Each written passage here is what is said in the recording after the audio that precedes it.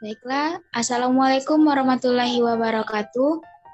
Pertama dan terutama sekali, marilah kita panjatkan puji dan syukur atas kehadirat Allah Subhanahu wa Ta'ala yang telah melimpahkan rahmat dan karunia kepada kita semua, sehingga kita dapat berkumpul di ruang Zoom yang kita cintai ini. Saat beriringkan salam, tidak lupa pula kita hadiahkan kepada Nabi junjungan kita, yakni Nabi Muhammad SAW, dengan hantaran kata Allahumma sholli ala Sayyidina Muhammad wa ala ali Sayyidina Muhammad. Yang terhormat Ibu dosen pengampu mata kuliah kita, Ibu Dr. Nofriyanti Akhyar MPD, dan teman-teman yang berbahagia. Sebelum kami memulai presentasi kami pada kali ini, izinkan saya sebagai moderator untuk memperkenalkan diri. Perkenalkan, saya Salsabila Irmanda dengan NIM 22002232 sebagai moderator. Teman saya Salma Wafik Aziza dengan NIM 220031 sebagai pemateri 1. Dan rekan saya satu lagi, Elvisa Gita dengan NIM 22002218 sebagai pemateri 2. Baiklah, langsung saja kita masuk ke dalam materi presentasi kita kali ini tentang komunikasi kelompok kecil di dalam organisasi. Materi pertama yang akan disampaikan oleh Salma Wafik Aziza. Kepada Salma, dipersilahkan. Baiklah, Assalamualaikum warahmatullahi wabarakatuh. Saya Salma Wafik Aziza akan membacakan materi tentang pengertian komunikasi kelompok kecil.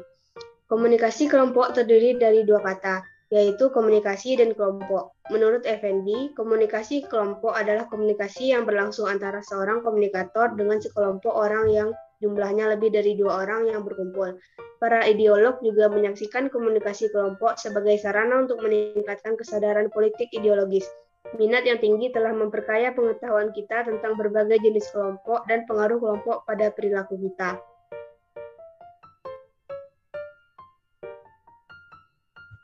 Selanjutnya, B. Tujuan komunikasi kelompok kecil. A. Tujuan personal. 1. Hubungan sosial. Seseorang terlibat dalam komunikasi kelompok kecil agar dapat bergaul dengan orang lain. 2. Penyaluran. Komunikasi kelompok kecil memberikan kemungkinan untuk menyalurkan perasaan kita. 3. Kelompok terapi. Kelompok terapi biasanya digunakan untuk membantu orang untuk menghilangkan sikap mereka. 4. Belajar. Asumsi yang mendasari belajar kelompok adalah ide dari banyak kepala, biasanya lebih baik dari satu kepala. Yang B-nya tujuan yang berhubungan dengan pekerjaan. 1. Pembuatan keputusan. Orang-orang berkumpul bersama dalam kelompok untuk membuat keputusan mengenai sesuatu. 2. Pemecahan masalah. Kelompok kecil adalah cara yang terbaik untuk memecahkan masalah. Baiklah, sekian pembacaan materi dari saya kembalikan kepada moderator.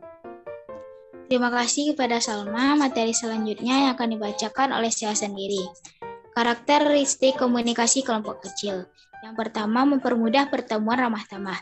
Bila orang datang bersama-sama, mereka cenderung untuk berlomba. Perlombaan itu mempunyai tipe, tidak ada yang menang atau kalah, tetapi mempunyai konotasi yang sama. Perlombaan ini hanya menghendaki energi atau dorongan dari orang sekelilingnya. Mempermudah pertemuan ini dapat dilakukan dengan menyalurkan energi yang mungkin tidak dapat disalurkan bila orang itu sendiri. Yang kedua, personality kelompok. Tiap personality anggota dapat dipengaruhi oleh personality anggota lain, begitupun sebaliknya. Kehadiran orang lain dapat mempengaruhi tiap-tiap individu sehingga mengubah personality individu menjadi personality kelompok. Yang ketiga, kekompakan. Kekompakan yaitu daya tarik anggota kelompok antara satu sama lain dan keinginan mereka untuk bersatu. Yang keempat, komitmen terhadap tugas. Aktivitas individu lainnya dalam kelompok yang dekat dengan komitmen adalah motivasi. Yang kelima, besarnya kelompok. Besarnya kelompok penting bagi perkembangan kelompok. Kelompok janganlah terlalu besar atau terlalu kecil. Yang keenam, saling bergantung satu sama lain atau keterkaitan. D. Variabel kunci komunikasi kelompok kecil. Ada beberapa faktor yang mempengaruhi komunikasi kelompok kecil, di antaranya yang pertama, peranan berdasarkan fungsi. Dua peran utama dari kelompok kecil yaitu peranan tugas dan peranan pemeliharaan. Yang kedua, kepemimpinan. Kepemimpinan mempermudah interaksi kelompok dan menggerakkan anggota kelompok. Pimpinan yang efektif haruslah menyelesaikan kedua tujuan aktivitas kelompok, yaitu fungsional dan pemeliharaan. Yang ketiga, jaringan dan ekologi. Kelompok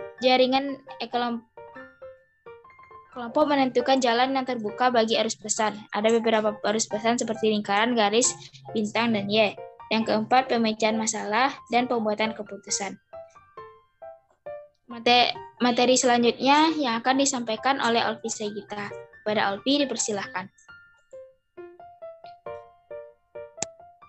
Baiklah, saya akan membacakan materi selanjutnya, yaitu manfaat komunikasi kelompok kecil bagi organisasi. Yang pertama, adanya sinergi di antara anggota kelompok yang membantu proses komunikasi menjadi lebih efektif. Yang kedua, kemudahan dalam proses pengambilan keputusan dan minimalisir terjadinya konflik perbedaan pendapat. Selanjutnya, tipe kelompok kecil. Yang pertama, kelompok belajar atau learning group. Kata belajar atau learning tidak tertuju pada pengertian pendidikan sekolah saja, namun juga termasuk belajar dalam kelompok atau learning group seperti kelompok belajar musik, kelompok bela diri, kelompok diskusi, dan sebagainya. Yang kedua, kelompok pertumbuhan atau growth group. Kelompok pertumbuhan merupakan memusatkan perhatiannya kepada permasalahan pribadi yang dihadapi para anggotanya. Yang ketiga, kelompok pemecahan. Kelompok pemecahan masalah atau problem solving group. Kelompok ini bertujuan untuk membantu anggota kelompok lainnya memecahkan masalahnya. Kelompok akan memberikan akses informasi kepada individu sehubung dengan masalah yang dialaminya, berupa pengalaman anggota kelompok lain ketika menghadapi masalah, atau informasi yang dapat membantu individu memecahkan masalahnya. Sekian materi yang saya sampaikan, saya kembalikan kepada moderator. Terima kasih kepada Olvi. Kesimpulan dari materi yang kami sampaikan adalah komunikasi kelompok kecil adalah sebuah komunikasi yang berlangsung antara seorang komunikator dengan kelompok atau komunikasi yang berlangsung antara kelompok dengan kelompok. Tujuan dari komunikasi kelompok kecil terdiri dari hubungan sosial, penyaluran perasaan, mengubah tingkah laku, belajar dari orang lain, membuat keputusan, dan memecahkan masalah. Manfaat dari komunikasi kelompok kecil adalah menimbulkan sinergi antara anggota kelompok untuk menciptakan komunikasi yang lebih efektif. Baiklah, terima kasih. Sekian presentasi dari kelompok kami. Jika ada kesalahan kata atau kekurangan, kami mohon maaf. Wassalamualaikum warahmatullahi wabarakatuh.